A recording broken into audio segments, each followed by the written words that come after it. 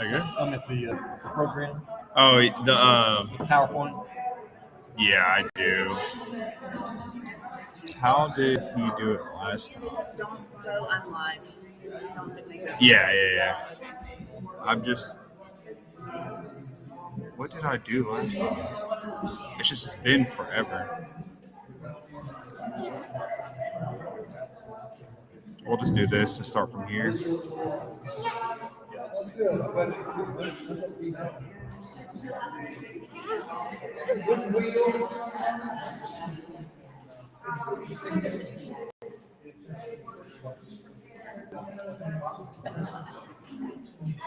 All right.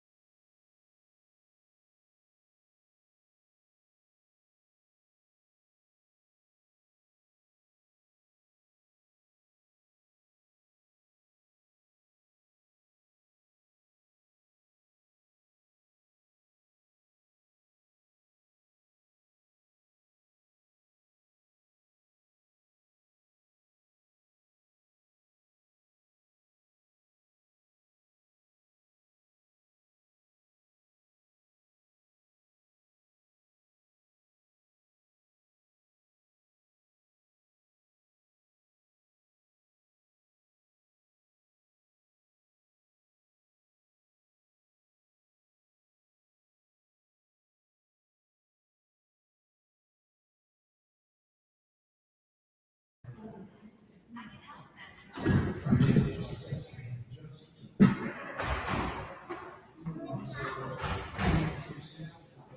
we're going to get started now. Can you hear me? Yes. My name is Ed Cotham, and I wrote a book many years ago, 1998, on the Battle of Galveston. I've led walking tours for the Galveston Historical Foundation. It's about 28 straight years doing that as a volunteer for GHF. It's something that I love doing. Just out of curiosity, how many of you have been on one of my walking tours? Oh, good. Well, I'm glad to see some old friends back. Thank you for coming and supporting real history. I genuinely appreciate that. And I love talking That's what he to sounds like the really cares about real history. And what I'm going to tell you about today is some real history, but I'll bet it's something that almost none of you have ever heard anything about, because it's a very wild sequence of events that happens during the Civil War. Because Texans, both on the Union side and on the Confederate side, were enormously creative. They did some incredibly wild things trying to win that war for their side. And we're going to explore some of those in detail. The first thing to do is to point you to this. And I show you this weird picture because this was the front page of Scientific American magazine in November of 1860. And the invention that was on the front page of Scientific American was this water wheel that had been patented by an Austin engineer the year previously. And this was front page news. And he was debating in this issue with another engineer named Robert Cruisebauer about fluid mechanics and the properties of what made all these things work. Now, when you think about it, it's kind of surprising. Who knew that in 1860, just a few short years after the end of the Texas Revolution, Texans were on the cutting edge of technological achievement in this country? That's kind of a surprising thing to most people. It was to me, for sure. Now, why were Texans so creative in the Civil War? The reason is that they had to be. If you look at a map and just look at the map of the Texas coastline by itself, it's over 300 miles long. But that's just measuring the length of all those beaches end to end. If you really went along the entire coastline and went, for example, to Galveston, went up all around Galveston Bay to the shoreline, all around Matagorda Bay to the shoreline, if you add up all of the actual coastline of Texas, it's more than 3,000 miles. That's a lot of territory to cover. And if you think about it, Texas had no way to really defend that enormous coastline. There were no forts like Fort Sumter or the forts below New Orleans or Fort Taylor. There were none of these huge forts like that. Instead, they were just basically some sandy areas that were called a fort, basically to deal with the Mexican army if and when it should ever appear. There were no warships whatsoever. The Confederate Navy had almost no presence at all in Texas during the war.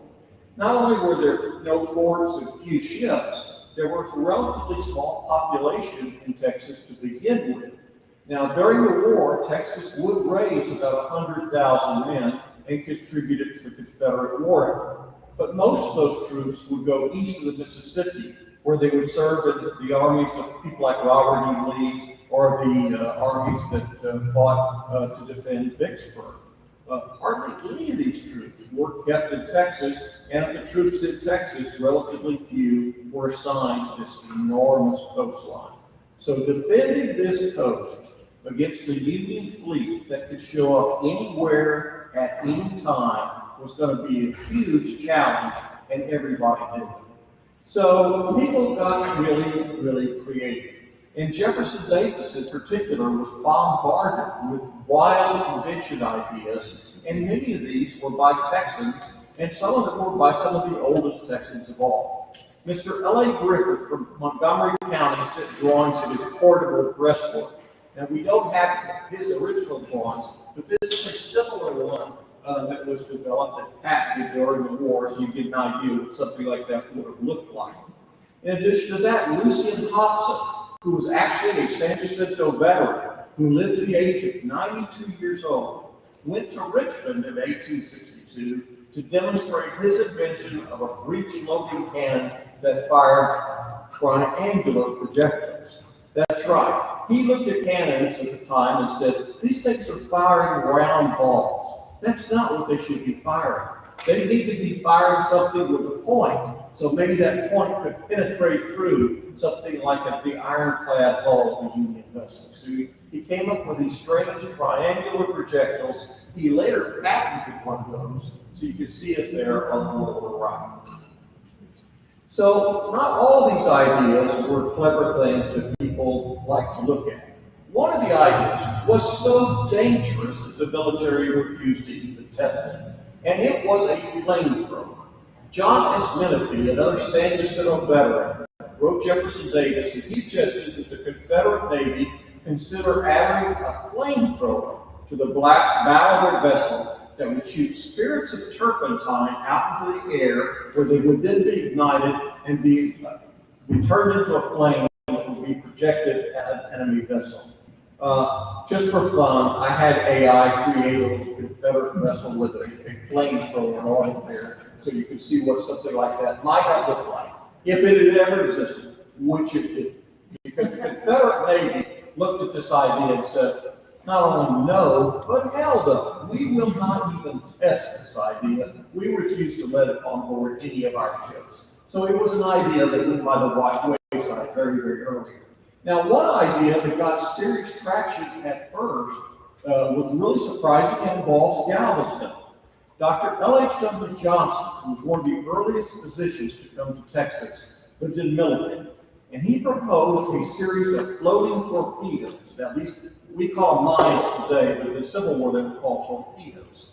And these things were designed to have wires connected to them from the shore. In the powder in these floating mines was a piece of platinum, and when a current was supplied from the shore, the platinum would heat up. This would cause the powder to explode and would cause these mines to explode.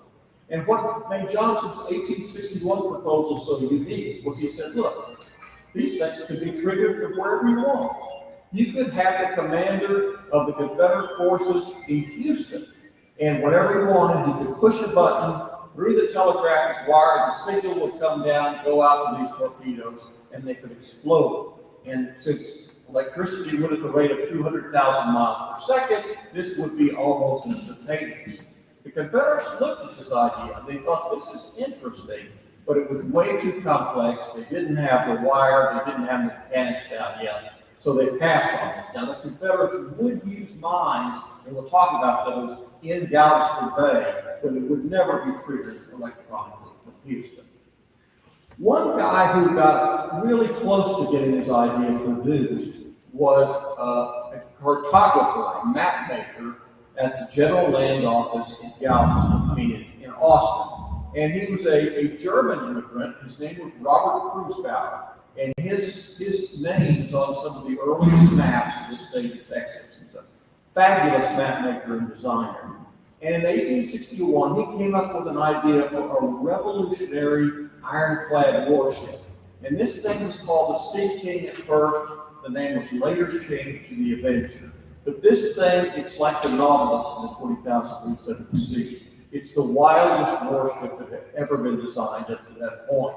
Just to give you a couple of the interesting features in this design, and you can see it in these drawings he made.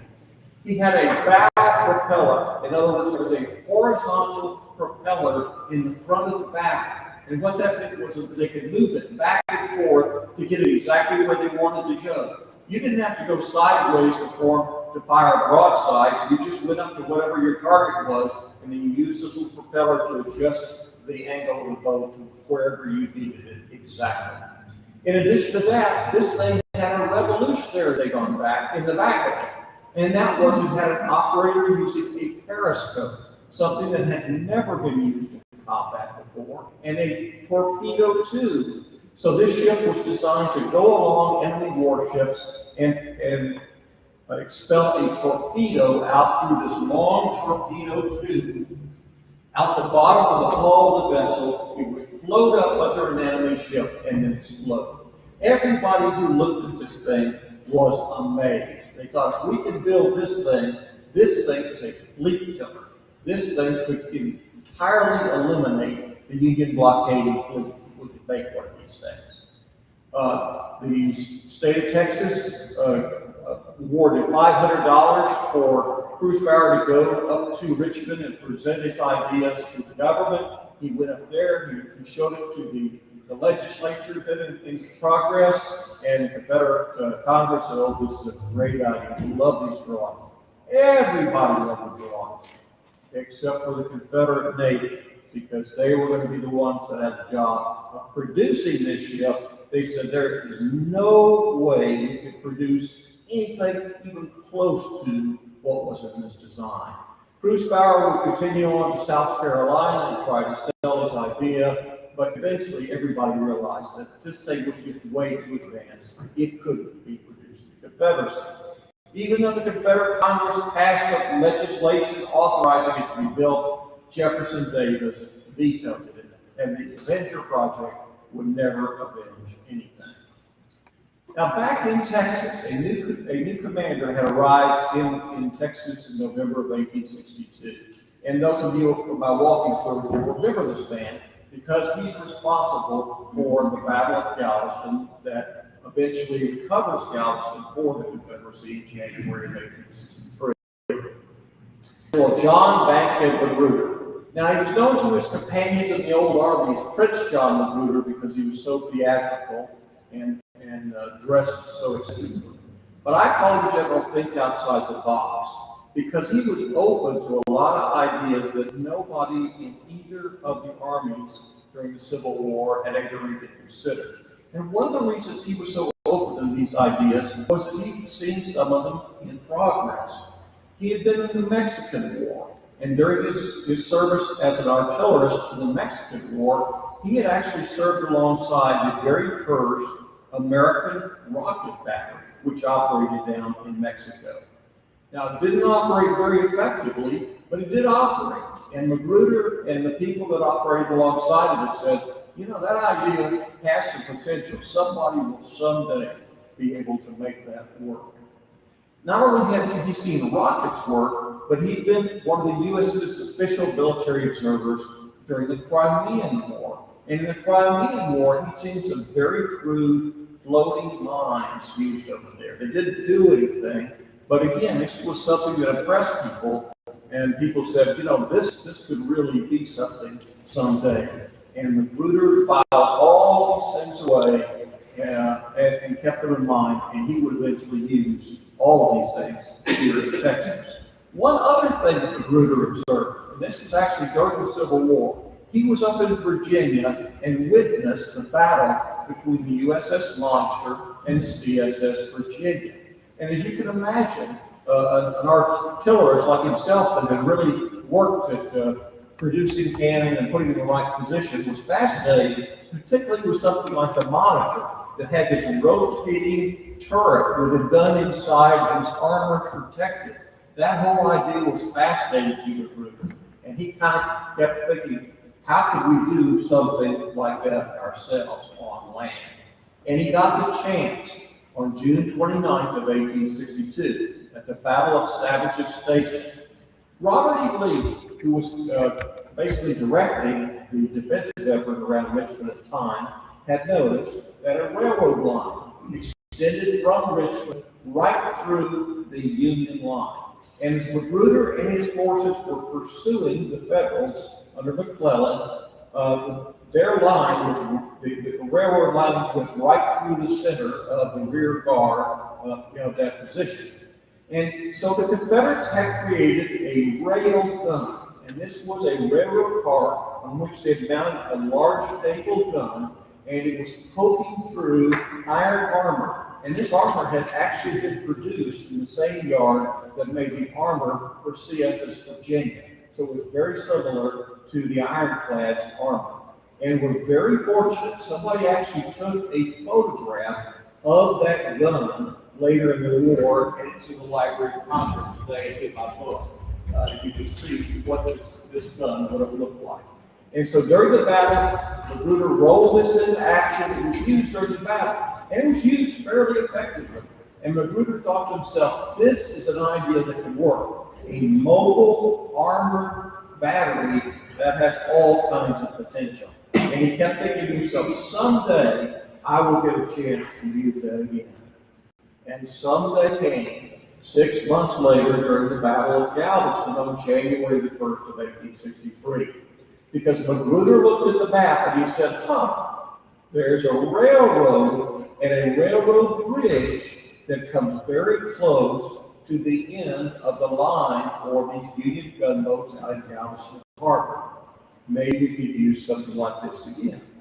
So he put a large naval gun on a railroad car, and after the rest of the artillery positions, batteries had gotten across the railroad bridge through a very strange series of maneuvers, he then rolled this railroad gun over to a position that's not too far from where the Railroad Museum is today, at the end of the Strand, and it was in fact used during the Battle of Galveston.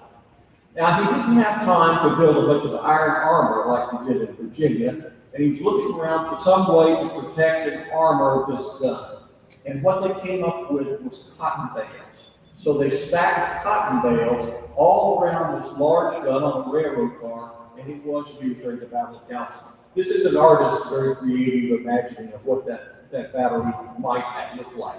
But again, this is only the second time in all of military history that something like this was used. And it was used here at Galveston with not very much effect because it was on the extreme left of the Confederate line. It wasn't all that close to the Union ships. And the combination of that and the fact that the Confederate ships were deeply engaged in those vessels meant that it really didn't have much effect on the battle. But Magruder still thought this idea had some potential. After the Battle of Galveston, the city is completely surrounded with a series of elaborate fortifications and walls. And part of those walls were that they had bastions and little forts that projected out from the walls out at the ships, Union ships in Galveston, off the Gulf of Mexico, off the entrance to Galveston Bay. So the bay is over here to the south, to the north, and then the south over here would be where the ships were, and these little bastions were at regular intervals all along the walls. And inside those bastions were positions for cannons. And not only were there positions for the cannons, they put railroad iron on the outside into iron casemates. And these are actual drawings of these casemates and these bastions for walls of Galveston. They then connected these positions up by railroad tracks, going one set going in, one set going out to the next position. And then they did something very clever. We didn't have nearly enough guns, big guns, to really occupy these bastions on the walls of Galveston. So what they would do is they would test fire one of these cannons one day from one position. And then at night, they would roll it down the railroad line to the next position, or maybe even another position over, and then fire it the next day from that position. What this meant was it was kind of like the shell game. The Union just never knew where these guns were going to pop up, and they kept counting the guns and sending back these numbers to authorities in New Orleans. And the people in New Orleans were shocked. They said, we cannot imagine where the Confederates of Galveston got all of these guns, those defenses.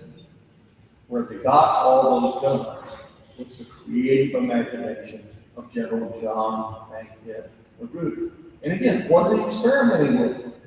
Mobile, iron armored, large guns. There's a theme here, and that theme will continue. After the Battle of Galveston, after these walls are produced, Magruder will start trying to figure out, now the next step is, how do we get these mobile guns off of the railroad tracks? And they're experimenting with this and trying to figure out how to do it. And they asked a guy named Joseph P. Sherwood, who's a very famous Galveston mechanic and machinist at the time, to come up with a design. And Sherwood comes up with a design for what they call a turret car. And what this is going to be is an iron armored vehicle. And on top of it, there is a rotating turret with a gun inside of it. And you could see where this was all coming from. He had seen the monitor with the rotating turret. He experimented with iron armored guns. He experimented with railroad guns. This is just the next step. Now, this thing was apparently finished here in Galveston, but it would never be actually used in battle because after the Battle of Galveston, these fortifications were completed so effectively, Galveston was never attacked again directly for the rest of the war. We don't know what happened to this turret car at the end of the war. All we have is these mentions that it's armored with railroad iron, had one revolving gun, and was described as a battery on wheels. Now, what is Magruder experimented with in everything that I've been telling you about? The tank. This is probably the closest that either side got to producing a tank during the Civil War. And I always wondered, what in the world would this turret car have looked like at the time? And it kept bothering me until one day I saw a clip from an old Western that I'd seen as a kid, and I'm sure many of you saw this as well. In 1967, John Wayne produced a movie called The War Wagon, and it had an armored vehicle with a rotating iron turret on top with a Gatling gun poking out the side of it. So Hollywood in 1967 was experimenting and made a fake version of something that John Baker Magruder has been produced here in Galveston 100 years earlier, on this one apparently was real. So we now change our focus to a different weapon. We're at Port Lavaca, Texas, called Lavaca at the time, and it's October 31 and November 1 of 1862. The Union Navy has entered Matagorda Bay, and they will fight a two-day battle during which they will launch a heavy bombardment at the city of Lavaca. The Confederates have a small artillery battery there in the city, and they will return fire, but it's very, very small guns. They don't have anything like the range of these big DP warships. Eventually, on the second day, the Westfield, the larger ship there, will have one of their cannons explode from all the work it's done, and the Union will withdraw from battle. Lavaca was not surrendered. It would survive to fight another day. But you can imagine how miserable it must have been to be in that city, taking this pounding hour after hour after hour, and you can't do anything about it. It would have been really frustrating and scary. And one of the people who endured this is this man you see a picture of today. It's Edgar Collins Singer, S-I-N-G-E-R, who was a 37-year-old gunsmith in Lavaca. And I know that many of you will recognize that last name. And yes, he is the nephew of Isaac Singer, who pioneered the sewing machine and was the originator of the Singer sewing machine Cotham. Now, Singer was outraged by the Union bombardment of his town of Lavaca, and he was trying to figure out some way that they could prevent this from happening again. Now, he did not think that the answer was some super science fiction vessel like the Avenger, like Bruce Howard thought. He thought the way you stopped this, you had to come up with something that was cheap, that you could deploy at scale and quickly. And he wanted to come up with something simple. And so he starts experimenting in his backyard with some little floating bombs in a barrel of water. And again, he's a gunsmith, so he's used to working with metal.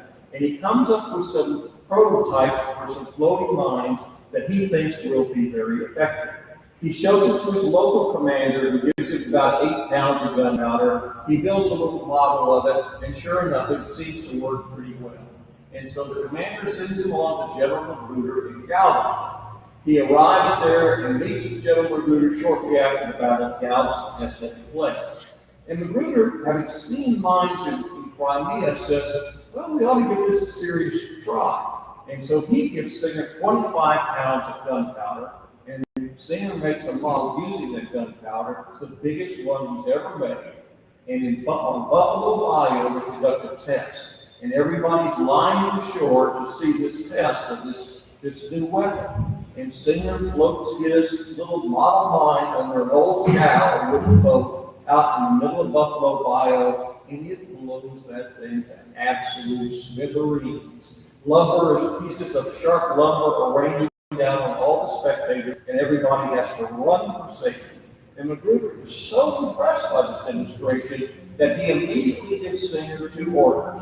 You're going to build mines to protect the entrance to Galveston Bay, and we'll give you a separate order to produce these torpedoes, these mines, to protect the entrance to Matterport Bay. So Singer hurries back to Lavaca and assembles a team, and they're all members of his Masonic lodge, because he needs people he can trust, and he knows the people in his lodge, and he knows they can keep secrets. And this little group of men will become the most effective Secret Service company of the entire Civil War. Now, if you think about it, what these guys are experimenting with is something simple, cheap, that you can deploy at scale. Does that sound like something you're seeing in the news today? It's like the equivalent of the drones. It's transforming warfare. It's something where you don't need to build an enormous $5 million ship. You can make a little floating torpedo for $150 that will blow that kind of ship out of the water. And so that's what Singer and his people start building, and they build it in huge numbers.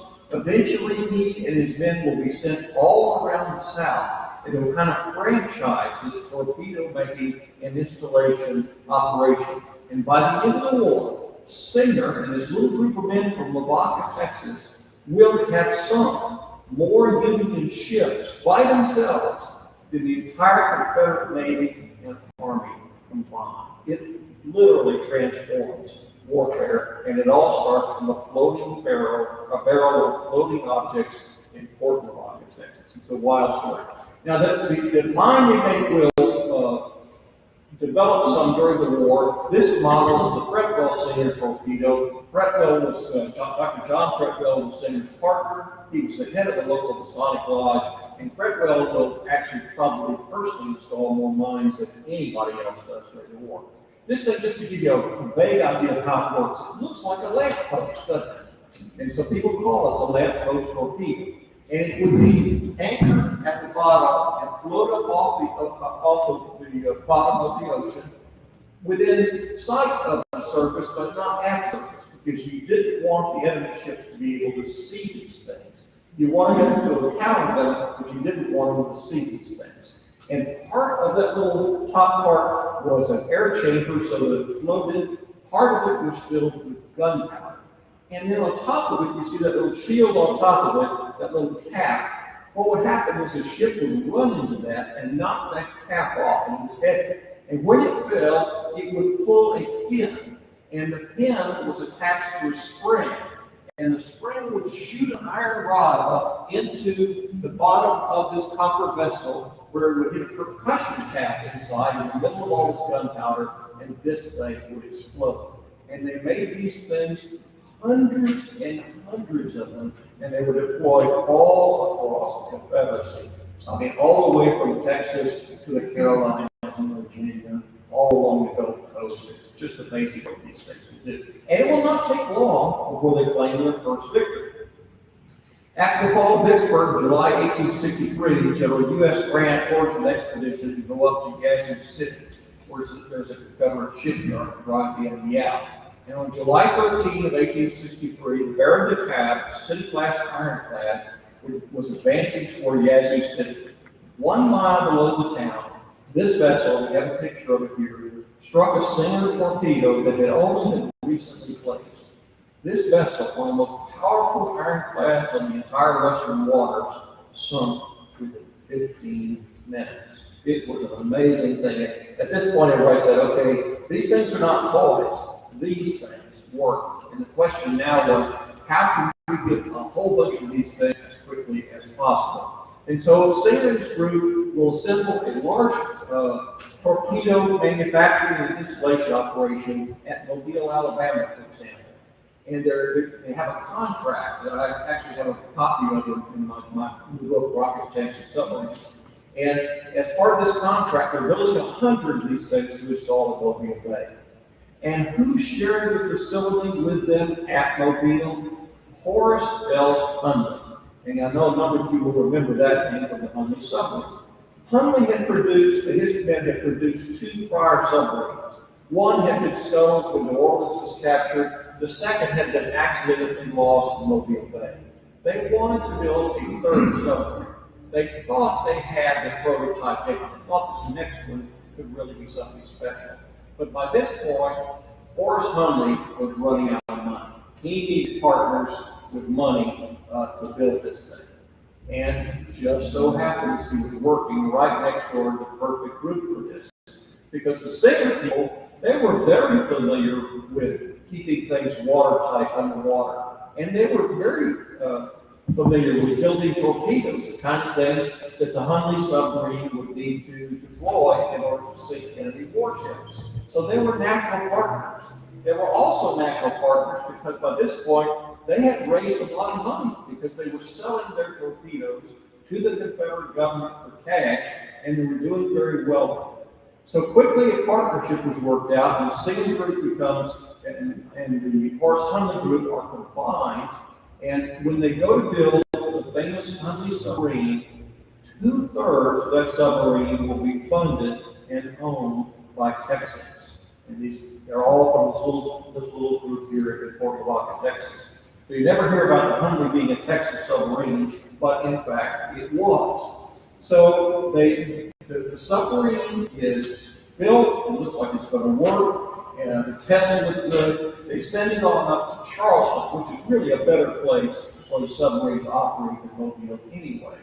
And to actually kind of manage the submarine, because the Singer group owns 2/3 of it, they send up one of their own men to be kind of the main liaison between the submarine crew and the Confederate Army up there in Charleston. And the man that is chosen to do this is Gus Whitney, Augustus Gus Whitney. And of course, many of you will recognize that last name. And yes, Gus Whitney is a family member with Eli Whitney, who invented the cotton gin. So this man from Fort Lavaca is kind of taking the lead role in managing the Hunley submarine up there in Charleston. So isn't it ironic and odd that you have these two famous inventor descendants in tiny Lavaca, Texas, that ended up making so many enormous contributions to warfare elsewhere? Now, Whitney will die not too long after the submarine is deployed in Charleston or something like pneumonia, but he is very early and very important a contributor. Now, soon, the Singer group and groups like them get a powerful incentive from the government, because the government passes a law that authorizes Secret Service groups like them to receive a bounty for everything they sink and destroy. And so for every ship they destroy, they get 50% of the value of that ship themselves in cash. So like for sinking the Bering McCall, they would get 50% of the value of that ship. So they stand to make an incredible amount of money if these invasions are successful as they think they're going to be. Now we leave the Hunley submarine there in Charleston for a moment and return to Texas, because things have been happening in Texas. The Confederates have won the Battle of Galveston. They would have had the Sabine Pass, also would have won, but they are now going the long way to get Galveston. They've landed down in Brownsville, and they're trying to march up the Texas coast all the way up to Galveston Bay. It's an incredible voyage, a journey that I just can't imagine anybody thought was a good idea. But they start on this long expedition up to Galveston. And Magruder doesn't have anywhere near the number of troops or things that it will take to defend the city and to repel these troops. So once again, we start trying to find every way they can to get creative. One of the things that this force is going to face on its way marching up the coast of Texas is the forts that are situated at the entrance to places like Matagorda Bay. And at Matagorda, there's a fort called Fort Esperanza that by this point has been developed into a fairly formidable fort. The only problem with it is that the guns of Fort Esperanza are designed to point out the water. They are designed to deal with ships that are trying to enter Matagorda Bay. They are not designed to deal with a Union army that is marching up from the southwest to attack them with the land. And so they get frantically concerned about what to do about these land troops.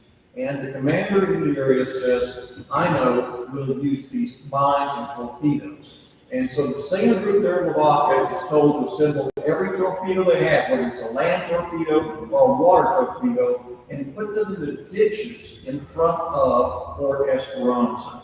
And so they will do so, and they will put a huge number of torpedoes in the ditches of Fort Esperanza. And we're really lucky because somebody actually, when the Union comes in, they will make a map of this whole setup. The Confederates will not explode any of these torpedoes, as it turns out. The Confederate commander of the fort one night says, we're about to get surrounded here. There's no point in being a hero. And so they decide to bug out in the middle of the night and abandon the fort. And they don't even fire the torpedoes as they're leaving. So the next morning, the Union troops are triumphantly going into Fort Esperanza. And one of the engineers notices this weird line in the ground. And he starts digging around with it. And he figures out that it's connected to a torpedo in the ground that's connected to a lanyard, a long piece of line that goes into the fort that could be triggered that way. And of course, he's scared to death about this as he says, how many of these things are there and where are they? And it will take months for the Union to figure out where all of these landmines are at Fort Esperanza. The engineers will make very careful drawings of each of these torpedoes that they recover, and these drawings, a couple of them are shown over there. Altogether, the landmine field at Fort Esperanza is the best documented landmine field in all of the Civil War. It's here at the edge of Matador Bay. So now we turn to the first subject of my book, and that is rockets. You might be surprised to learn that there was an active rocket operation in Texas not too far from where NASA sits today, but 100 years before NASA was started there in Clear Lake. Because to stop the advanced expedition, Magruder said, what else can we come up with that might help us with these people? And he listened to a German mechanic named G.H. Schroeder. And Schroeder had been with the Austrian military before the war.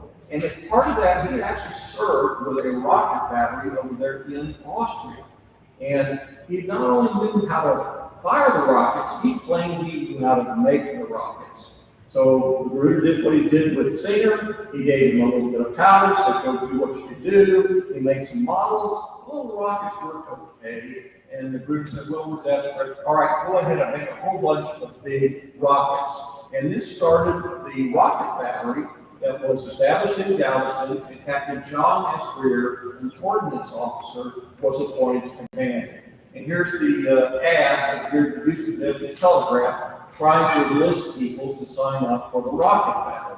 Now, they had a whole lot of trouble finding people to sign up for the rocket battery. Nobody knew what the rockets were. Everybody thought it was probably going to be dangerous. Anybody that wanted to volunteer had already volunteered by 1864, so they constantly had manpower problems of getting together the number of men that would be needed to carry and fire these rockets. But that was okay, because it turns out the rockets were dud anyway.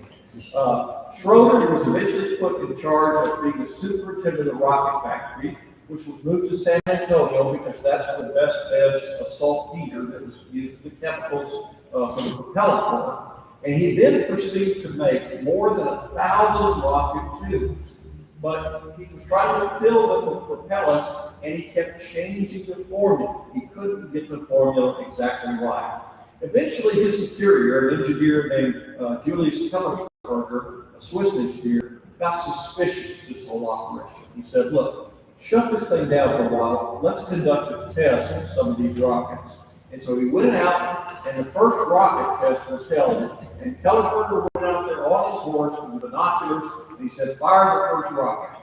It went correctly 100 steps, hit the ground by a tree, ricocheted, and fell directly behind my horse and sank into the ground. I had great difficulty in holding my horse and proceeded to take up a more conservative spot from which to observe. The second sank into the earth immediately, making 3 or 4 zigzags, none of which was in the proper direction. A number of our men ran away. There was a hellish smoke and a deafening noise, which of course put fear in humanity and peace alike.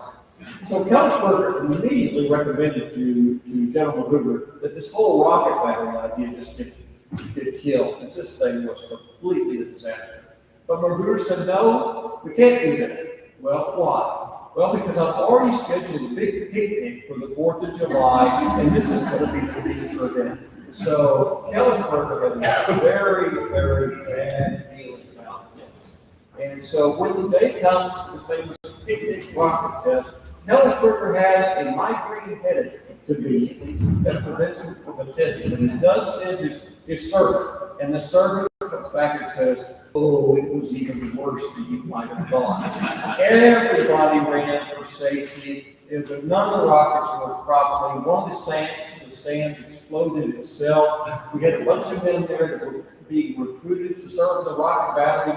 All of those people ran away, and we have not seen them since. And so that evening, an order was issued, and Kellersburg recorded in his memoirs, it ended the rocket battery. So goes the story of the first and last rocket battery in Texas. All the rockets were thrown in the middle of the San Antonio River for safety, except for maybe one, because one of these things appeared on eBay in the 1960s, and I have a photograph of it there. I told somebody asked me about this. I said, I have no idea whether it's authentic or not.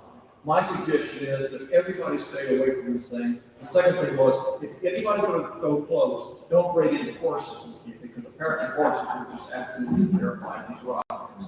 So that's the end of the rockets part of things. People are constantly developing new ideas, though. And one of the ideas materializes in Richmond, Virginia, and in charge of it is a Galveston lawyer named Ebenezer Allen.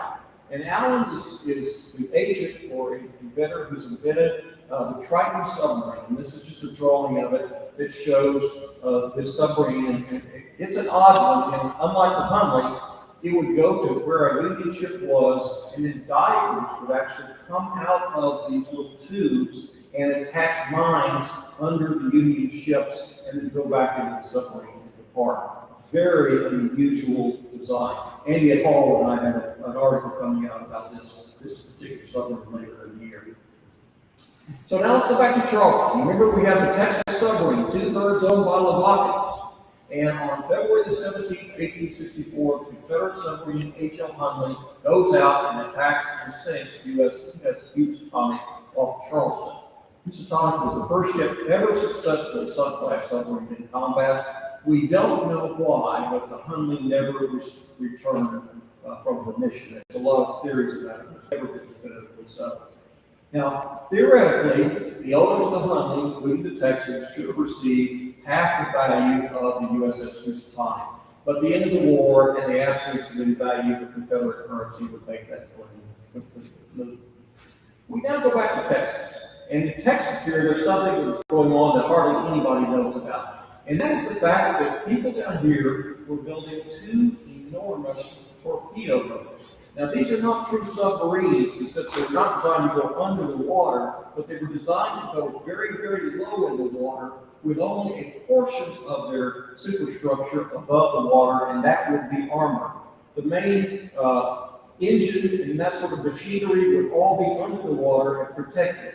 And then these torpedo boats would have torpedoes that would be deployed, usually at the end of a long pole, that would be pushed into an enemy vessel and explode. That was the concept. So on May 19, 1864, Magruder received instruction that 2 of these Singer guys were going to build 2 torpedo boats on Buffalo Bayou at or near Houston. Now, the way these things are described at the time is they're going to be 114 feet long and only 14 feet wide. That was designed to speed and maneuverability. That was the whole point of these kind of torpedo vessels. So Texas Secret Service operatives continue to be while these torpedo boats are in the process of being constructed. They had a very busy summer in 1864. Dr. Fretwell is in Richmond, putting torpedoes in the river surrounding Richmond, and over 100 Singer Fretwell torpedoes have been sent in the waters at the entrance of Mobile Bay. Everybody knew that torpedoes in the open salt water lost effectiveness over time. And they knew you really had to refresh them periodically to have any chance of stopping Union ships. So everybody suspected that some of these torpedoes, particularly those at the entrance to a place like Mobile Bay that had a lot of current going in and out and a lot of active shellfish, That was going to cause problems. So nobody knew whether those torpedoes would actually explode or not. That question was about to be answered. On the morning of August 5th, 1864, Admiral David Farragut gave the signal to weigh anchor and begin a dangerous movement past the forts, powerful Confederate forts in the Mobile Bay. Leading his fleet were 4 ironclads. One of these ironclads, the most powerful, USS Cotham, steered too far westward and moved directly over the edge of the field of floating single mines. Suddenly, a massive fountain of water erupted beside Tecumseh, and she careened and went down almost instantly. Taking with her Captain Tunis Craven and most of her 116-member crew. It was the most dramatic ship sinking of the entire Civil War. And in the rigging of this flagship, Hartford, Admiral Farragut made probably the most courageous decision of any Union naval officer in the war. The ironclads were all bunched up there. The Tecumseh was now sunk. Nobody knew what you could do ahead of him. He had to get around them some way, and the only way to get around them was to go right over the Singer's torpedo field. They had just seen one of their most powerful ironclads go down in a minute. It was a real risk taking the rest of the fleet over there. Farragut gave the order to steer there to the west, and somebody down below apparently said, Admiral, remember that's where the torpedoes are. And this is when Farragut may or may not have said something like, damn the torpedoes, 4 bells, Captain Brady, go ahead, at you at full speed. It's usually truncated to damn the torpedoes at full speed ahead. What he should have said, of course, was damn the Texas torpedoes at full speed ahead, because that torpedo had just sunk one of the most powerful warships in the entire Union Navy.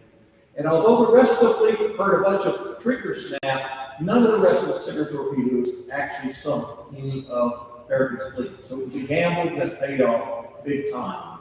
What this proved was that these torpedoes in open salt water lost effectiveness over time. But what it also proved was it only took one of them to explode in the right place, and the biggest ship in the Union Navy would go down in a minute.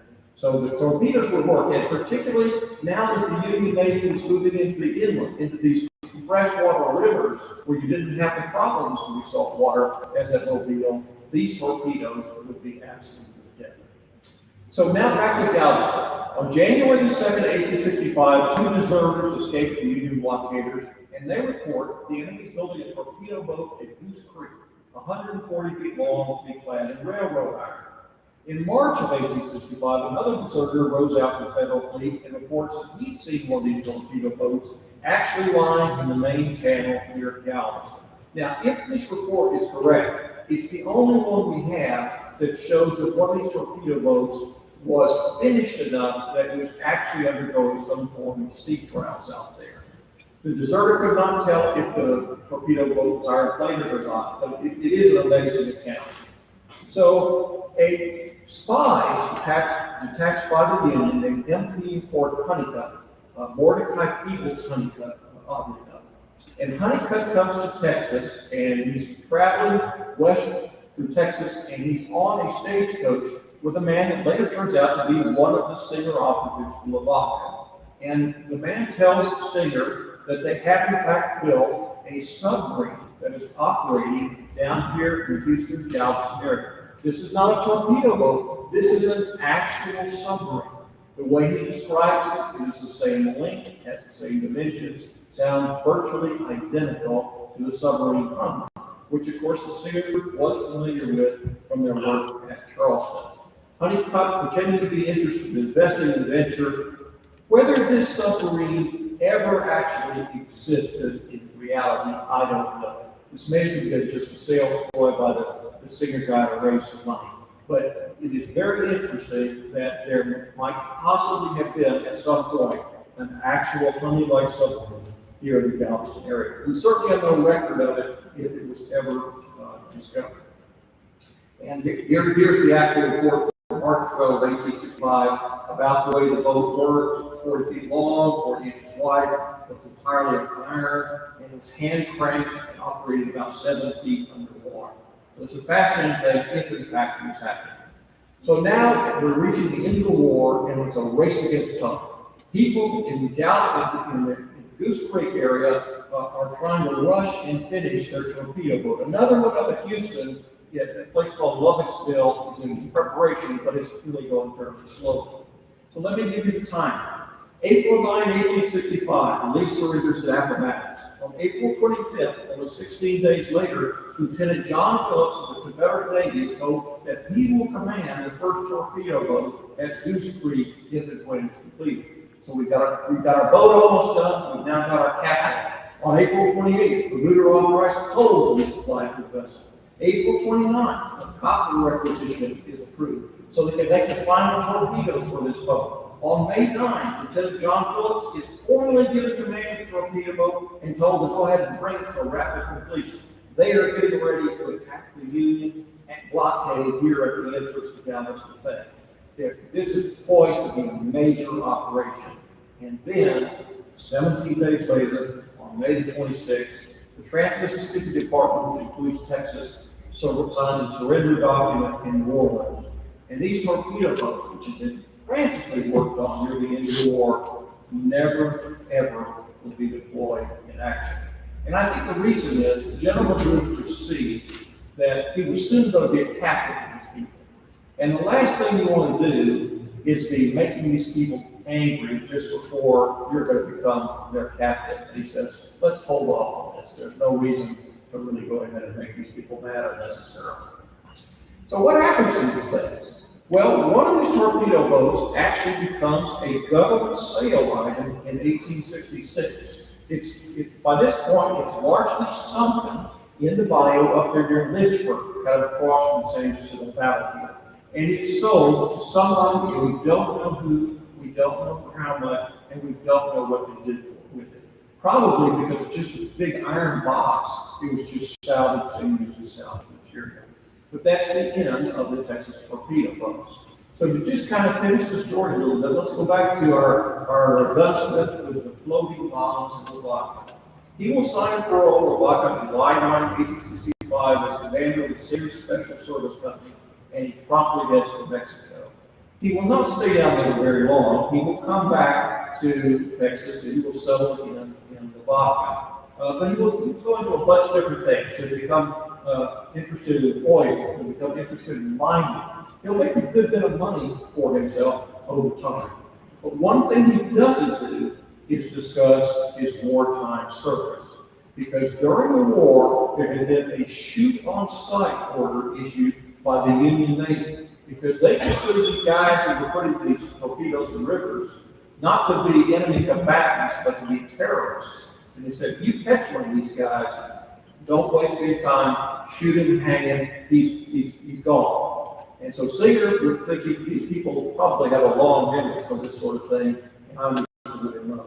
He will lay low for a long time. He will wait until 51 years after the end of the war to finally tell his story to the San Antonio newspaper. And here you see the article that had trumpets. Edgar Singer, here's his picture where he basically made the bomb, and here he is at the age of 91 years old.